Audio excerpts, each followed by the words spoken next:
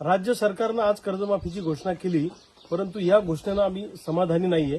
मुळामध्ये विधानसभा होऊन 1.5 वर्ष झाले, 1.5 वर्षानंतर कर्जमाफीची घोषणा होते। ते शेतकरी आंदोलनाच्या रेट्यामुळे ही कर्जमाफीची घोषणा सरकारला करावी लागली आणि 2 लाखापर्यंतचीच कर्जमाफी आम्ही करू असा निर्णय मुख्यमंत्र्यांनी आज विधानसभेच्या सभागृहामध्ये जाहीर केला।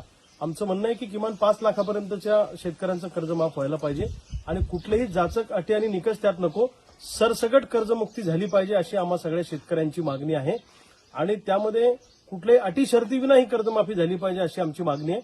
आणि इथून पुढे सोयाबीनला उत्पादन खर्चावर आधारित भाव, कापसाला उत्पादन खर्चावर आधारित भाव, इतर शेती पिकांना उत्पादन खर्चावर आधारित भाव जर दिला तर पुन्हा कर्जमाफी मागण्याची वेळ येणार नाही। पण वारंवार जर सरकार सोयाबीन आणि कापसाच्या भावावर दरोडा टाकणार असेल तर पुन्हा पुन्हा कर्जमाफीची मागणी करावी लागेल। हे फक्त एक सलाईन आहे, याच्यातून शेतकरी खूप मोठा उभा राहील असं नाही आणि रेग्युलर कर्ज भरणाऱ्यांना किमान 1 लाख रुपये त्या ठिकाणी अनुदान जाहीर करायला पाहिजे होतं अशी आमची मागणी आहे। आजच्या कर्जमाफीच्या निर्णयामध्ये आम्ही पूर्णपणे समाधानी नाहीये।